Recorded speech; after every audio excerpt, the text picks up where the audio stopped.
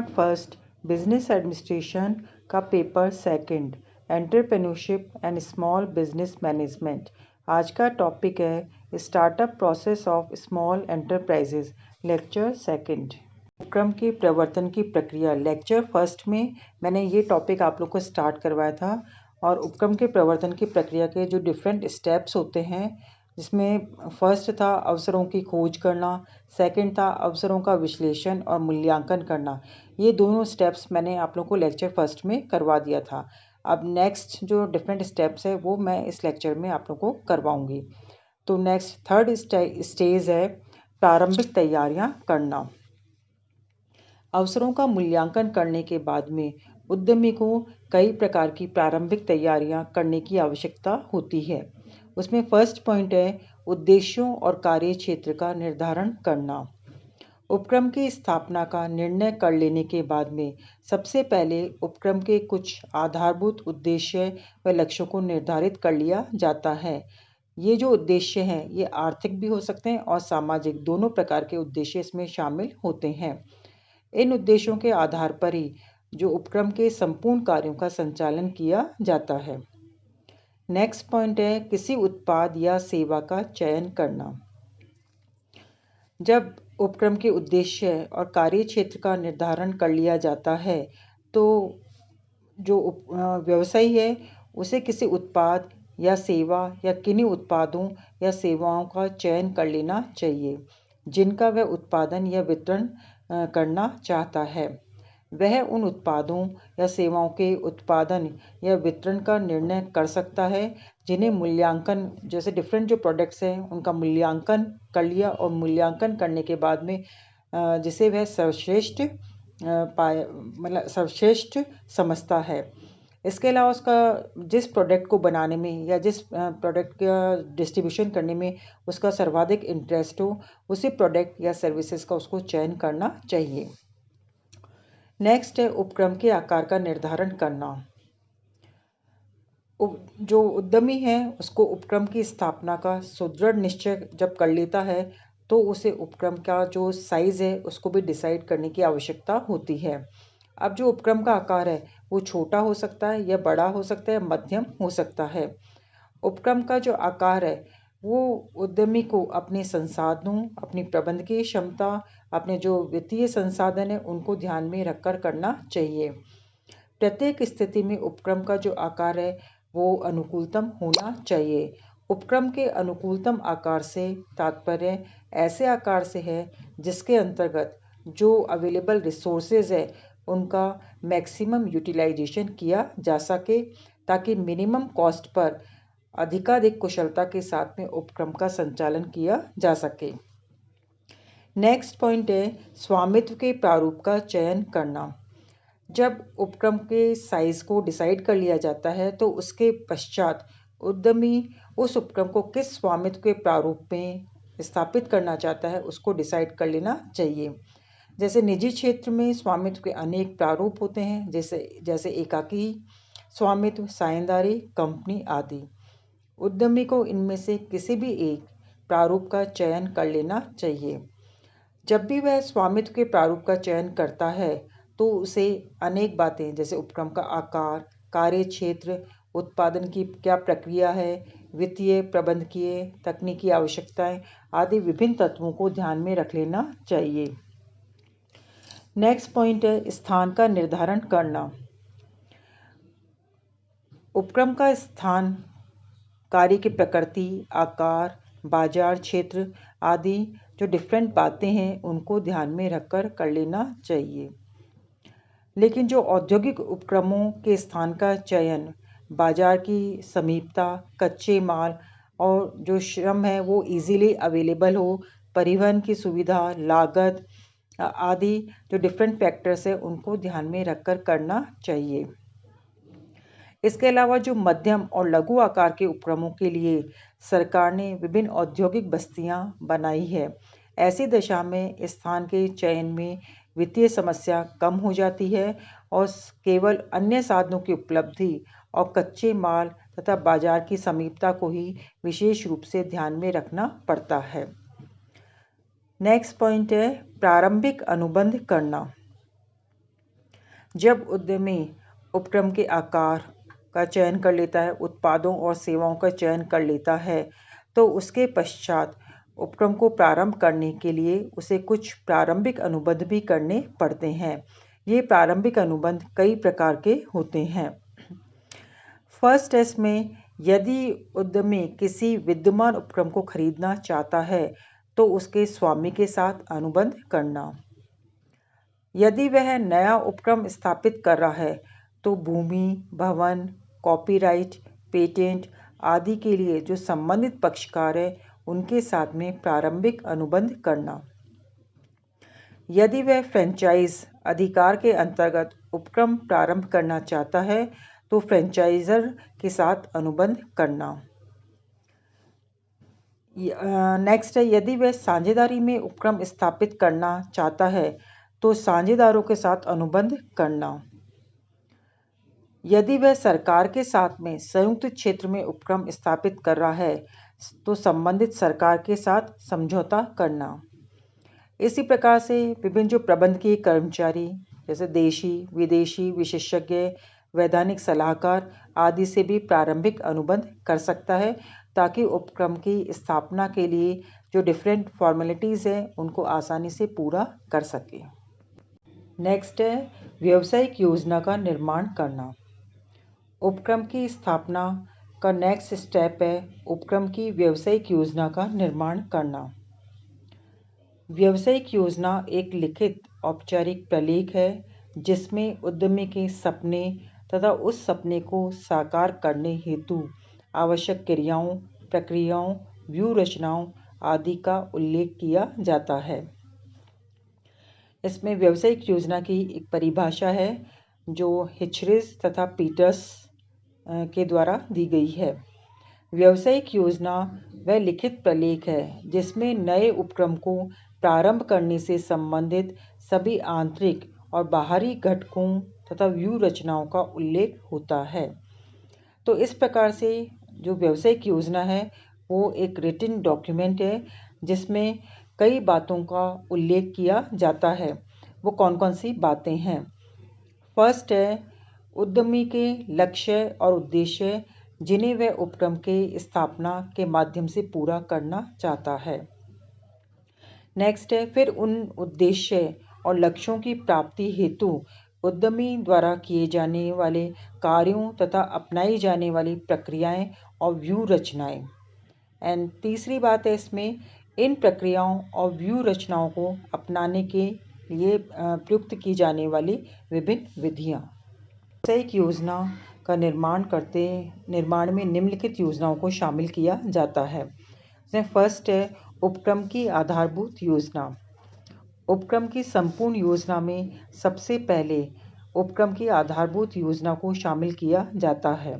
उपक्रम के उद्देश्य, उपक्रम के उत्पाद या सेवाएं, उपक्रम का क्षेत्र, आकार आदि के संबंध में योजना का उल्लेख किया जाता है।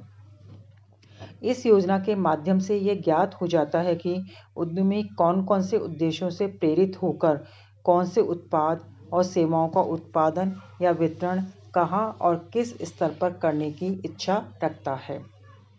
नेक्स्ट है वित्तीय योजना। जैसा कि हम जानते हैं कि व्यावसायिक वित्त उपक्रम का जीवन रक्त होता है, अतः फाइनेंशियल प्लानिंग की अत्यंत आवश्यकता होती है। सामान्यतः जो वित्तीय योजना है उसमें कई पहलुओं को शामिल किया जाता है, जैसे अल्पकालीन और दीर्घकालीन पूंजी की आवश्यकता, स्थायी और कार्यशील पूंजी की आवश्यकता, पूंजी का अनुकूलतम आकार, पूंजी स्रोतों का चयन। इन सभी बातों का जो समावेश है वो वित्तीय योजना के अंतर्गत किया जाता है। नेक्स्ट है उत्पादन योजना। जो उत्पाद और सेवाएं हैं उनका व्यवस्थित तरीके से उत्पादन करने के लिए प्रोडक्शन प्लानिंग करना आवश्यक है। इस उत्पादन योजना में कई पहलुओं जैसे संयंत्र का अभिन्यास, उत्पादन प्रणाली, कारखाने का जो भवन है, उपकरण है, इन सबको शामिल किया जाता है। नेक्स्ट प्लानिंग है विपणन योजना। विपणन वर्तमान आधुनिक समय में व्यवसाय का बहुत ही इम्पोर्टेंट फंक्शन माना जाता है। इसलिए प्रत्येक उपक्रम की स्थापना से पहले ही विपणन योजना का निर्माण करना जरूरी है। विपणन जो योजना है उसमें कई पहलुओं का समावेश होता है, जैसे उत्पाद योजना में ये होगा कि जो कोई भी प्रोडक्ट बनाया जाएगा, उस प्रोडक्ट को बनाने से पहले उस प्रोडक्ट का क्या रंग रूप आकार डिज़ाइनिंग पैकेजिंग वगैरह होगा, इसके बारे में योजना बनाई जाती है। इसी प्रकार से नेक्स्ट है मूल्य नीति, क्योंकि उत्पाद का जो मूल्य निर्धारण है वो अनेक आधारों पर किया जाता है। तो ये विभिन्न आधार कौन कौन से हैं, इनको इसमें डिसाइड किया जाता है। फिर नेक्स्ट है संवर्धन नीति। अब संवर्धन नीति, क्योंकि आज कल वर्तमान आधुनिक समय में किसी भी प्रोडक्ट या सर्विसेज को बेचना आसान नहीं है, इसलिए जो डिफरेंट प्रमोशनल टेक्निक्स है उसको अपनाने की आवश्यकता होती है। तो वो कौन कौन सी टेक्निक्स अपनाई जाएगी, वो इसके लिए पहले से ही एक प्लान एक आउटलाइन तैयार कर लिया जाता है। नेक्स्ट है वितरण नीति। वितरण नीति, अब उद्यमी यह भी विचार करता है कि उपक्रम अपनी माल के वितरण के लिए डिफरेंट जो मिडिल मैन है उसमें किन किन मध्यस्थों की सेवाओं का उपयोग करना चाहता है। नेक्स्ट है कार्यालय योजना। जो कार्यालय है वो संपूर्ण संस्था का एक केंद्र बिंदु माना जाता है। ये एक ऐसा स्थान होता है जहाँ पर डिफरेंट इंफॉर्मेशन सर्कुलेट होती है और सारी इंफॉर्मेशन यहाँ पर इकट्ठी होती है। इन सूचनाओं के संकलन और प्रसारण में जो कार्यालय है उसको बहुत सारे कार्य करने पड़ते हैं।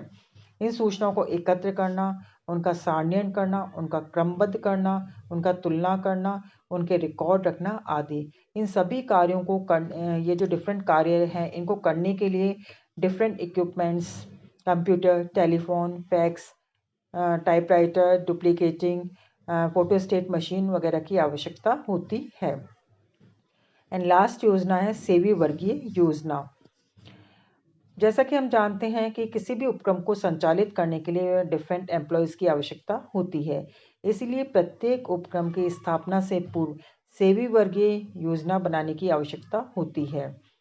इस योजना के अंतर्गत कर्मचारियों की संख्या, उनकी योग्यता, उनकी प्राप्ति के जो डिफरेंट सोर्सेज है, उनकी नियुक्ति, प्रशिक्षण, मजदूरी, वेतन, पदोन्नति, कल्याण आदि की प्रारंभिक योजना तैयार की जाती है। के प्रवर्तन का नेक्स्ट स्टेप है उपक्रम संरचना का निर्माण करना। जब उपक्रम की व्यावसायिक योजना बना ली जाती है तो उसके पश्चात कई कदम उठाने की आवश्यकता होती है। उसमें फर्स्ट है औपचारिकताओं को पूरा करना। उपक्रम की संरचना के लिए विभिन्न औपचारिकताओं को पूरा करना पड़ता है। उसमें फर्स्ट है पंजीयन या समामेलन। एकाकी व्यापार या साझेदारी दोनों की स्थापना में किसी पंजीयन की आवश्यकता नहीं पड़ती है। वैसे जो पार्टनरशिप फर्म है उसका पंजीयन करवाया भी जा सकता है।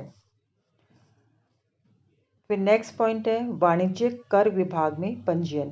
प्रत्येक व्यवसायी को केंद्रीय तथा वाणिज्यिक कर विभाग के अंतर्गत भी अपना पंजीयन करवा लेना चाहिए। जो मध्यम और बड़े आकार के औद्योगिक उपक्रम हैं उनकी स्थापना के लिए और भी कुछ फॉर्मेलिटीज़ को पूरा करना पड़ता है। वो कौन कौन सी है? उसमें है सबसे पहले औद्योगिक लाइसेंस। यदि प्रस्तावित औद्योगिक उपक्रम को औद्योगिक विकास और नियमन अधिनियम 1951 के अंतर्गत लाइसेंस प्राप्त करना आवश्यक है तो उसे यह लाइसेंस भी प्राप्त करना होगा। फिर नेक्स्ट है उद्योग निदेशालय में पंजीयन।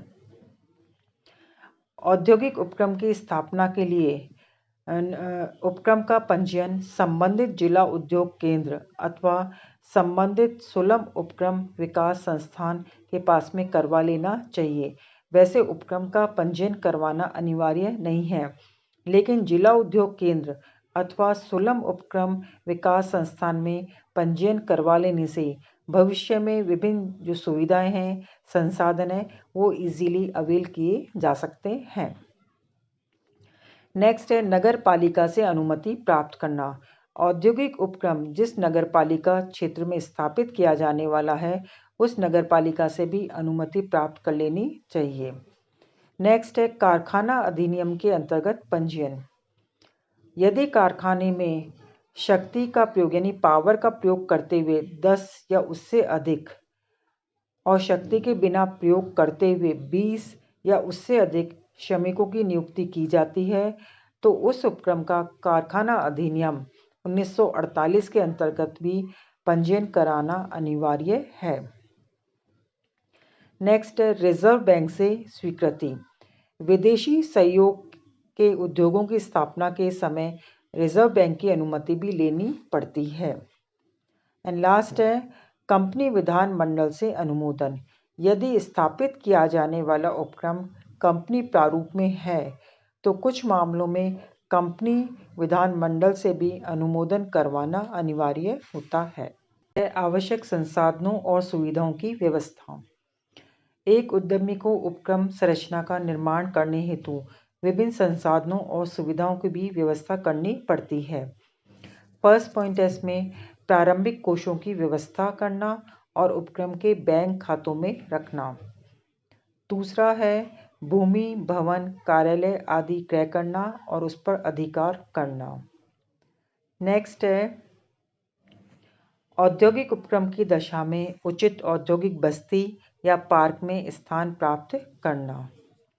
फिर आवश्यक उत्पादन संयंत्रों, उपकरणों, यंत्रों आदि के लिए आदेश देना और उसे स्थापित कराना। नेक्स्ट है भवन निर्माण की आवश्यकता हो तो आवश्यक मानचित्र तैयार करवाकर स्थानीय निकाय से अनुमोदन कराना। इसी प्रकार से कार्यालय, कारखाने आदि में विद्युत, जल संचार, परिवहन आदि की व्यवस्था करना। नेक्स्ट पॉइंट है कर्मचारियों की व्यवस्था करना। जैसा कि हम जानते हैं कि उद्यमी स्वयं उपक्रम का संचालन तभी कर सकता है जब उसका आकार अत्यंत छोटा हो। यदि उपक्रम का आकार बड़ा होता है तो उसे कर्मचारियों के सहयोग की आवश्यकता पड़ती है। इस कारण से विभिन्न कर्मचारियों की नियुक्त करने की आवश्यकता पड़ती है। अब ये जो कर्मचारी इसमें तकनीकी, प्रबंधकीय, विशेषज्ञ कर्मचारियों के अतिरिक्त श्रमिक और जो कार्यालय कर्मचारी आदि होते हैं। अतः कर्मचारियों का चयन निष्पक्ष विशेषज्ञों की सलाह के द्वारा किया जाना चाहिए। नियुक्ति में किसी भी प्रकार का भाई भतीजावाद नहीं पनपने देना चाहिए ताकि संस्था में पूर्ण योग्य, कुशल और जो चातुर्य वाले व्यक्तियों का अपॉइंटमेंट हो सके और संस्था कुशलतापूर्वक संचालित की जा सके। आंतरिक संगठन संरचना का निर्माण करना। उद्यमी को आंतरिक संगठन संरचना का निर्माण करने के लिए कई कार्य करने चाहिए। उसमें सबसे पहले है कि उपक्रम में जो समस्त क्रियाएं हैं, उपक्रियाएं हैं, उनका विवरण तैयार करना।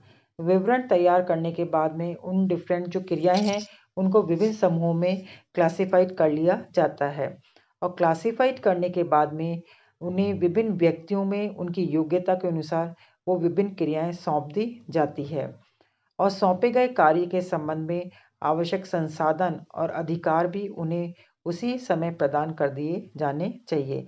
एंड लास्ट में जो डिफरेंट काम करने वाले व्यक्ति हैं उनके आपसी संबंधों को भी निर्धारित कर देना चाहिए। नेक्स्ट पॉइंट है विपणन व्यवस्था करना।